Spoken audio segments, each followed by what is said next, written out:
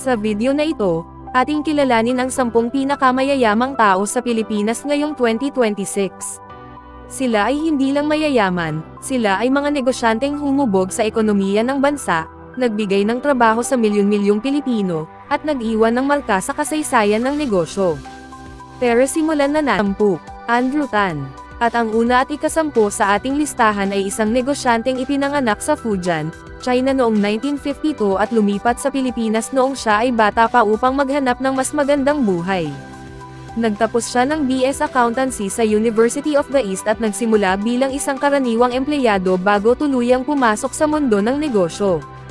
Noong 1989, itinatag niya ang Megaworld Corporation, isang kumpanyang naging pangunahing dahilan ng pagbabago ng urban landscape sa Pilipinas sa pamamagitan ng konsepto ng township development, kung saan pinagsasama sa isang lugar ang tirahan, opisina, negosyo, at libangan. Kabilang sa kanyang pinakakilalang proyekto ang Eastwood City, ang kauna-unahang cyberport sa bansa, pati ang McKinley Hill, Forbes Town, at Venice Grand Canal Mall.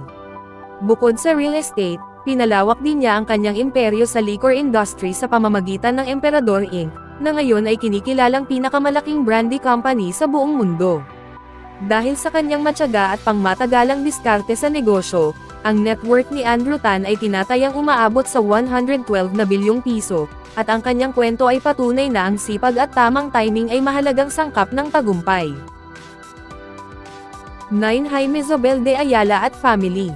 Sa ika-9 ang pamilyang Ayala, isa sa pinakarespetado at pinakamatagal ng business families sa Pilipinas. Ang Ayala Corporation, na itinatag pa noong 1834, ay naging malaking bahagi ng kasaysayan ng negosyo sa bansa at patuloy na lumalago sa ilalim ng pamumuno ni Jaime Zobel de Ayala at ng kanyang pamilya. Ang kanilang mga pangunahing negosyo ay sumasaklaw sa real estate sa pamamagitan ng Ayala Land Banking sa ilalim ng Bank of the Philippine Islands o BPI, telecommunications sa Globe Telecom, at digital finance sa GCash, na ngayon ay pangunahing ginagamit ng milyon-milyong Pilipino. Kilala rin ang Ayala Group sa kanilang advokasya sa sustainable at eco-friendly developments, tulad ng Nuvali at iba pang master plan communities na nagbibigay halaga sa kalikasan at kalidad ng pamumuhay. Dahil sa lawak at katatagan ng kanilang negosyo, ang tinatayang net worth ng pamilyang Ayala ay 142.8 na bilyong piso, na patunay ng kanilang disiplina at pangmatagalang pananaw sa pagnenegosyo. 8. Tony Tan Kacsiong. Si Tony Tan Kacsiong, ang utak sa likod ng Jollibee Foods Corporation, na nagsimula lamang bilang isang maliit na ice cream parlor noong 1975. Si Tony Tan Kacsiong ay nagtapos ng Chemical Engineering sa University of Santo Tomas, at sa kabila ng kakulangan sa puhunan noong una, hindi siya sumuko sa kanyang pangarap. Nang mapansin niyang mas mabenta ang mainit na pagkain kaysa sa ice cream, dito unti-unting nabuo ang Jollibee, isang fast food brand na kalaunan ay magiging simbolo ng pagkaing Pilipino. Sa kasalukuyan, ang Jollibee ay may mahigit 1,400 stores sa Pilipinas at daan-daan pang branches sa iba't ibang bansa, patunay ng global appeal ng kanilang produkto.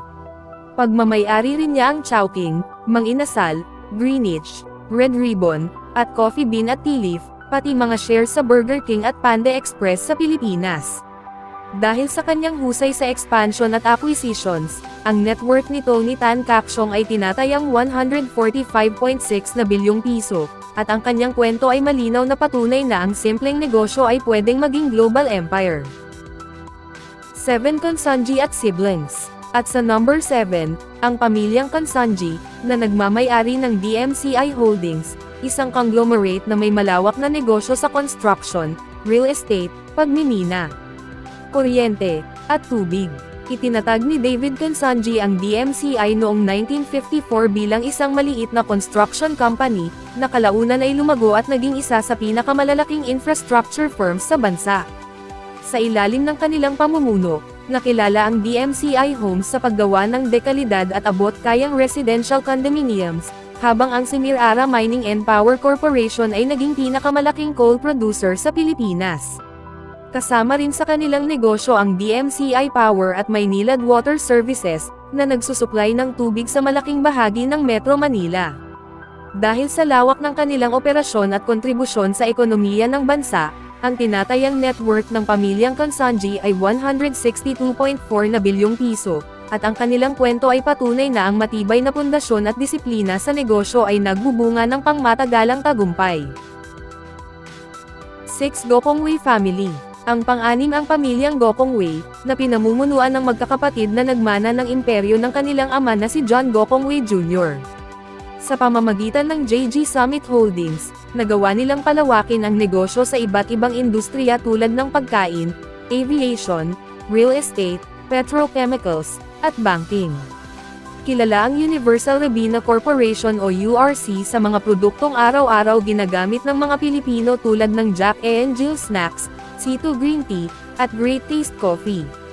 Pagmamay-ari rin nila ang Robinsons Land Corporation, na may mga mall, hotel, at residential projects sa buong bansa, pati na ang Cebu Pacific, isa sa pinakamalalaking low-cost airlines sa Pilipinas.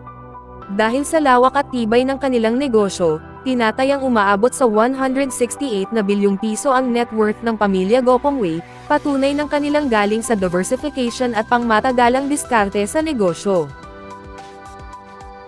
5. Aboitiz Family. Pasok naman sa number 5 ang pamilyang Aboitiz, isa sa mga pinakamatandang business families sa Pilipinas na ang pinagmulan ay umaabot pa noong 1800s.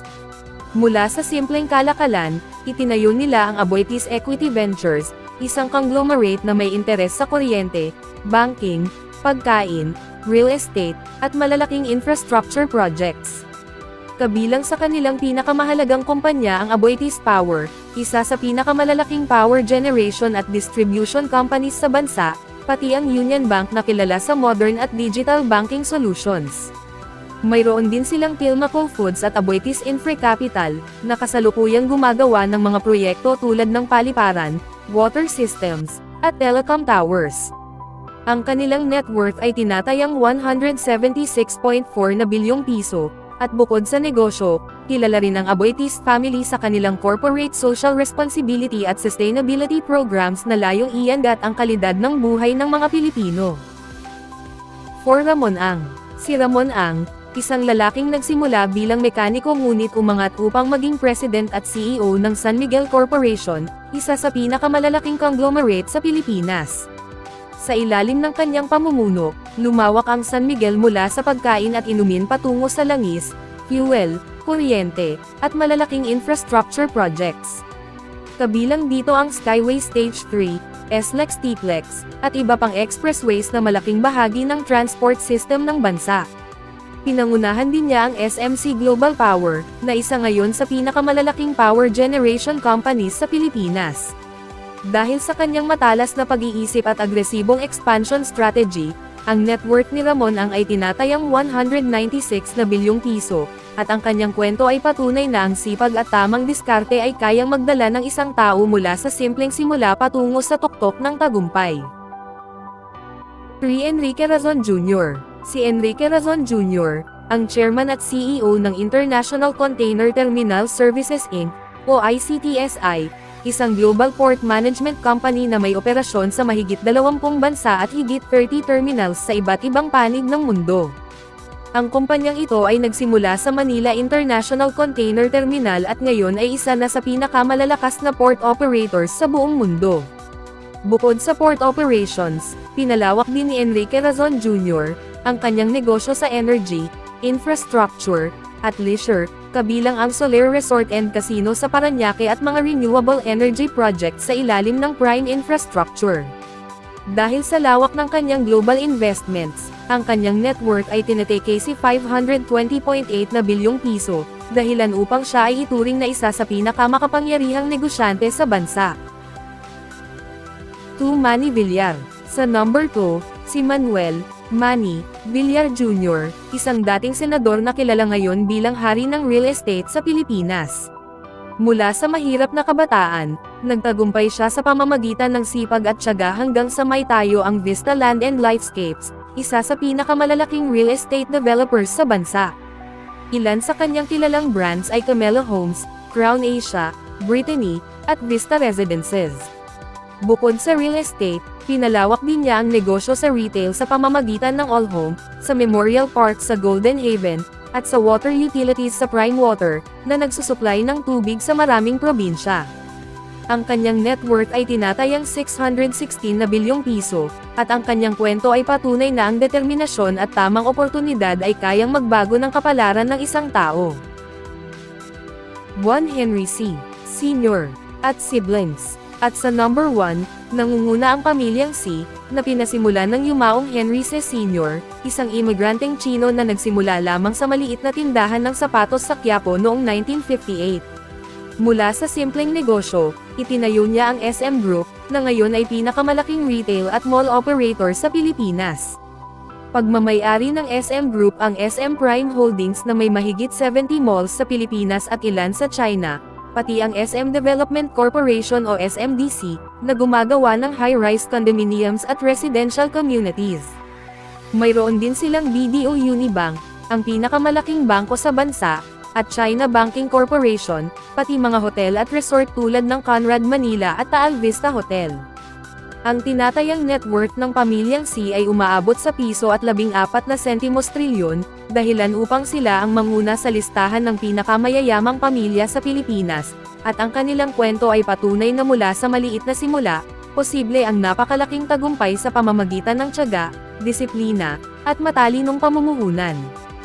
At iyan ang 10 pinakamayayamang tao sa Pilipinas ngayong 2024, mga individual at pamilyang hindi lamang nag-ipon ng yaman, kundi humubog sa industriya, lumikha ng trabaho, at nag-iwan ng pangmatagalang impluwensya sa ekonomiya ng bansa.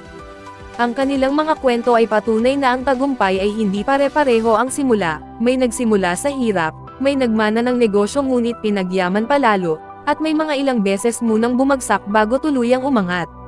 Ngunit iisa ang malinaw na aral, walang shortcut sa tunay na tagumpay, sipag, tiyaga, disiplina, at tamang diskarte ang tunay na puhunan.